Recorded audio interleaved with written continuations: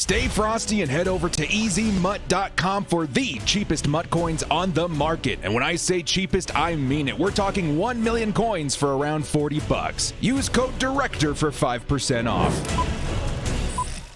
Yo, what up, brothers? What's up? It's the Director. Chargers fans, first off, happy Easter Sunday. I hope everybody's having a fantastic weekend. I see this day as also being good for talking about the Chargers draft. The Chargers draft day scenarios, more specifically trades. You guys ask me about trades all the time, and that's why I've got our guy right here, Kenneth Murray, up on the screen, because he's just kind of like a shining example of the Chargers' willingness to trade in the draft. Of course, last season we traded up with the New England Patriots in order to acquire him. There's also a lot of guys in my comment section asking me, Director, should we trade down? What kind of haul can we get if we trade down? Because if you really look at the roster right now, there's a lot of holes. Cornerback, offensive line still, even though we've made some improvement. Edge is a pretty big one for me, and a lot of depth as well. So what can the Chargers do? What sort of strategy should they go into the draft with in order to try and fill those holes and get the most out of the 2021 year? Because it's an important season, guys. Justin Herbert, rookie contract. We've got the offensive rookie of the year last season. It's time to start kind of going all in. And I was really hoping the Chargers would make more moves in the offseason as far as free agency. They didn't. I think they have a longer term plan in those instances, but I also think they have a big plan for the draft as well. And honestly, we're starting with 9 picks. We got the 3rd round compensatory pick and then an extra 6th round pick from Desmond King. What can the Chargers do if they decide to trade? I think there is going to be a trade. My gut instinct says there's going to be a trade at some point in this draft for the Chargers. So in this video, I'm going to give you guys the top draft day scenarios for the Chargers, whether it be trading up or trading down, and it should be a good one. Before we do get started, guys, hit us up with a like and sub if you do enjoy this content. The small amount of time you guys take to hit the like, sub, and bell notification helps me out a lot on the road to 30K. Let's get into this video. Lights, camera, action.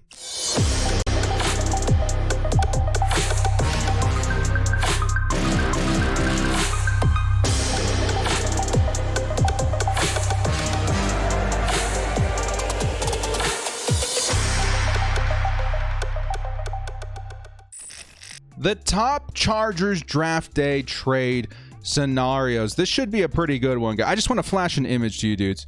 Penei Sewell, okay? We're going to go over trading up and trading down. I want to go over trading up first, and this photo just kind of screams the logic of why the Chargers should consider trading up. Can you guys imagine getting Penei Sewell and Justin Herbert back on the same field again? That would be a tremendous victory for the Chargers in this upcoming draft, and it's honestly one of the few instances where I'm comfortable trading up. Okay, there's one other guy I'm going to go over here in just a second, but first, I have to kind of make sense to you guys on what makes sense as far as a trade, whether it be trading up or trading down. And to do that, we're going to kind of reference this table right here. Now, for those of you guys who don't know, there is somewhat of a numeral value attached to every single pick. We're going to call them draft points, okay? And the higher the pick, the more valuable the pick's going to be. So for instance, the Jacksonville Jaguars pick at number 1 overall, worth 3,000 draft points, is worth a heck of a lot more than the Chargers at number 13, which is worth 1,150 draft points. So in order to make sense of a lot of these trade scenarios, we did a lot of math in this video. I sure do love you guys. A lot of math in these videos to make sense of trades that are realistic. There's a lot of Chargers fans thinking, oh, we can trade, you know, like a 4th and 5th round to move up and grab Penei Sewell. It's going to take more than that, and I kind of have the data to back it up now, but it doesn't mean it's impossible. I think there's a lot of scenarios where it just makes sense for the Chargers to go after a guy or even trade down to grab a lot of capital. So the first thing I want to talk about is, what is it going to take to grab a Penei Sewell? He's one of the very few guys that I'm willing to give up draft capital in order to get on this team. So the draft, very unpredictable, okay? A lot of Chargers fans, we use the Derwin James thing all the time, like, oh, he shouldn't have been there, but he was there. There is a chance that Penei Sewell falls to the Chargers at 13. Very, very unlikely, but there is a chance. And if that happens, you snatch him up, you feel like the luckiest team in the NFL. If I'm the Chargers, though, and I really want Penei Sewell, I'm talking, you know, with my head coach, my GM, about what is it going to take to trade up to grab him. So if we wanted to trade up with the Cincinnati Bengals, 1,700 points, that's going to take a lot of draft capital. If I'm the Chargers, I'm going to say, okay, There are rumors that Joe Burrow wants to grab a Jamar Chase. Maybe he falls past 5. And that's where I'm starting to think, okay, it's time to go grab Penei Sewell. So I have a couple of trade scenarios in here that kind of make sense to me. If Penei Sewell makes it to number 7, the Detroit Lions are on the clock. They're looking at him. This is kind of what I'm thinking here. And I actually have some mock drafts kind of done up already to show you guys visually what these trades could look like at a realistic standpoint. The Chargers would receive pick number 7, and in return, they're going to have to give up the 13th, 47th, and 59th overall picks, which of course is our 1st, 2nd, and 5th overall picks, as far as, not overall, round picks, okay? That's a lot to give up, okay? And they ended up getting a pretty nice haul. Patrick Surtain, Christian Barmore, Chuba Hubbard, okay? Very, very nice haul by the Lions. But still, the Chargers, how valuable Penei Sewell could be to this team, to be with Justin Herbert.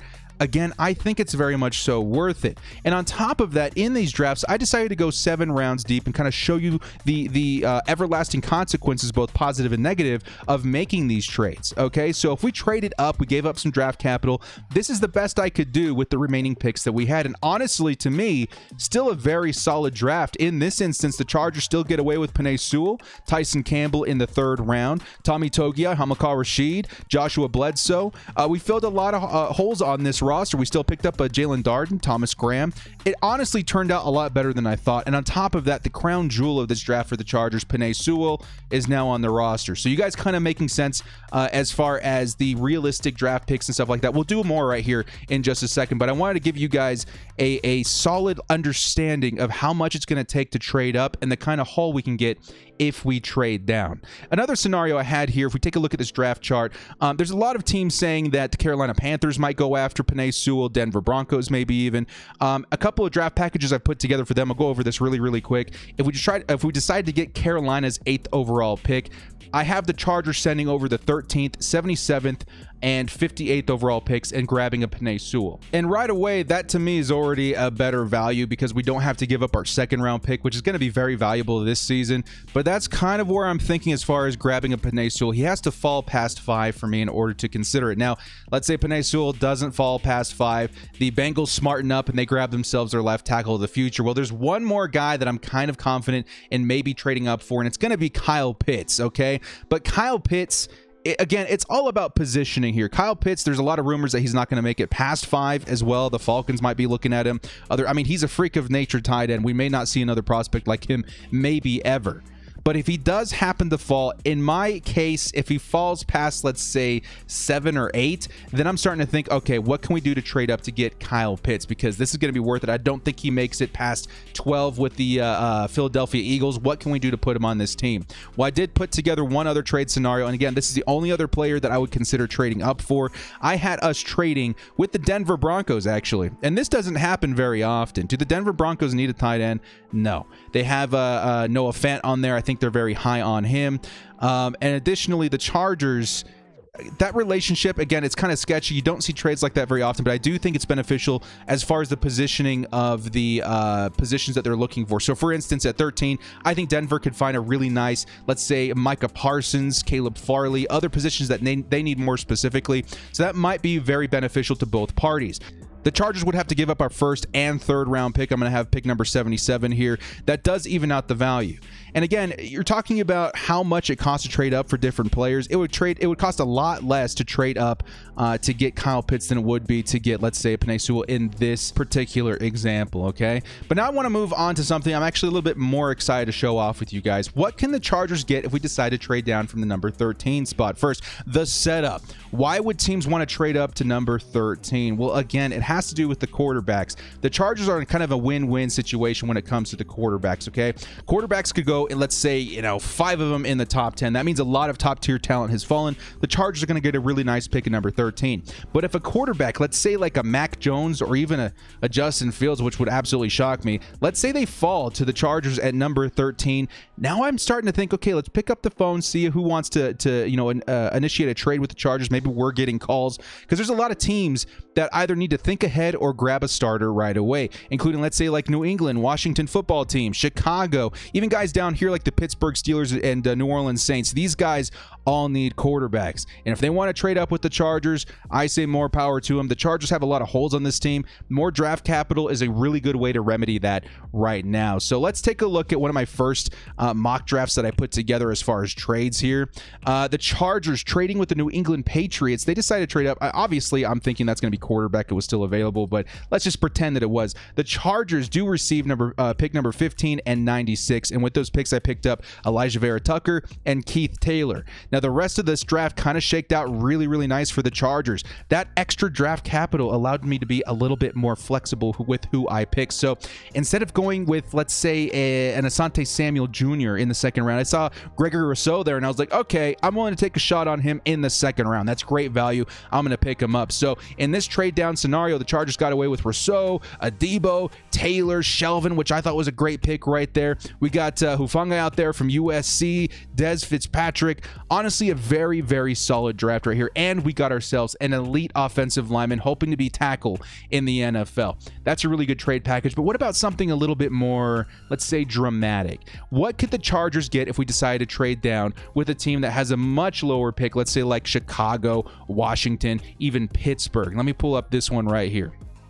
Trade right here, Washington football team. This team needs a quarterback like there's no tomorrow. And if they see a guy up there, let's say like a Mac Jones, Justin Fields, I think we can get a pretty good haul for them. So in this instance, I had the Chargers getting their first and second round pick. We had to give up our third as well, our second, third round pick. So basically, we turned our second, third round pick into a second round pick in this draft scenario, okay? And with it, the Chargers picked up a Caleb Farley and again, a Gregory Rousseau. This is how it kind of shaked out for the rest of that draft as well. Caleb Farley, Alex Leatherwood, which we picked up in the second round. I picked up a Jamar Johnson. I think the Chargers really need to have a lot of emphasis on defense in this season. Aleem McNeil, Anthony Schwartz. And then we had a little bit more wiggle room, so I decided let's go ahead and grab Khalil Herbert right there, running back out of Virginia Tech, Coyote Owasoka as well, offensive tackle out of Buffalo. This one turned out very, very nice too. But we can get even crazier here, guys, and I mean crazier. Pittsburgh Steelers.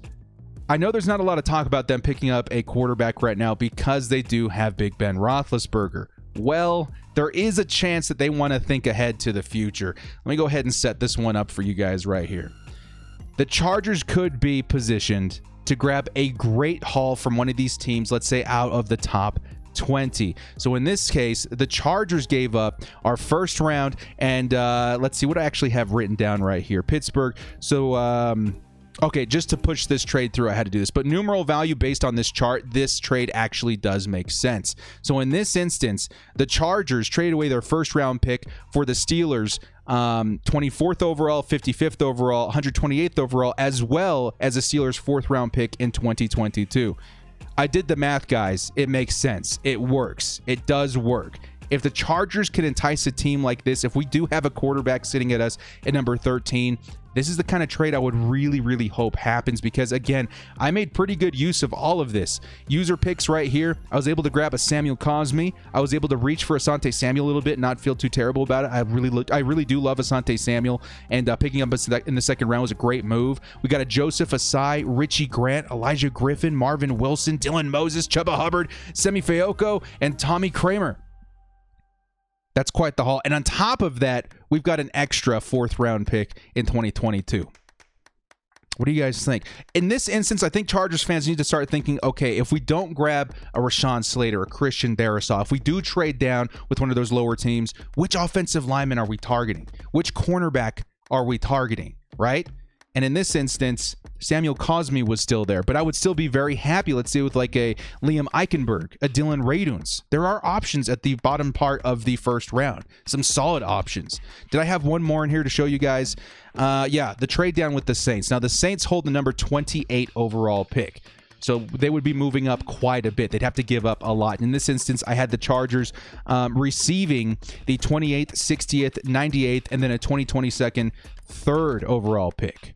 That's a lot of draft capital. An extra 3rd round pick next year would be huge as well. And again, in this instance, they took J.C. Horn, but I could definitely see them taking a quarterback if they want to think ahead past Jameis Winston.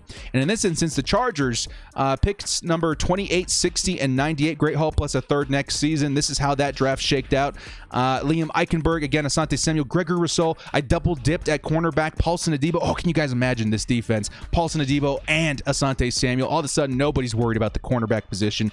Hamza Nasir Ladin, great safety. Tyler Shelvin, Trey Sermon. This is a player that I never target because I don't want to misuse draft capital. I think it's very, very important, but I'm willing to take a risk on Trey Sermon. A very, very good fit with this Chargers team, with Austin Eckler, with Justin Herbert. And if we have the extra wiggle room to do that, I say let's go ahead. If he's sitting there, go ahead and grab him. Anthony Schwartz, Derek Forrest, Jack Anderson, and Matt Bushman. Very, very, very solid haul. So in the comment section below, guys, I want to ask you, what is your opinion as far as the Chargers trading? Do you prefer trading up in a draft to grab a guy like Penei Sewell? Or do you prefer trading down and grabbing a crap ton of draft capital to work with this year and possibly next season as well? Very tricky question because I see huge pros and maybe some cons to both of them, but it's very enticing. Me personally, trading, if I had to choose one, I would trade up for Penei Sewell if the situation is appropriate for it. If he falls past 5, my butt's on the phone. Penei Sewell's on this team. We will make it happen. But if Penei Sewell's not there and a Kyle Pitts trade doesn't make sense, I'm 100% okay with trading down because I do think there's enough offensive line talent in this draft that if we pick, let's say after the 20s, let's say in the late 20s, we're going to get a really good player on this team. Somebody I'm very confident in protecting Justin Herbert. And on top of that, we've got some more capital to work with to further fill the holes on this team. And honestly, guys, some of these trades, I think my favorite right now was the trade down scenario with Pittsburgh. We got Samuel Cosby, Joseph Asai, Richie Grant, Elijah Griffin. I don't know. Also, let me know which one of these drafts was your favorite. Well, if you guys did enjoy this content, hit us up with a like and sub on your way out. Thank you so much for joining me, and happy Easter to everybody. We'll see you guys next time, and as always, bolt up and stay frosty.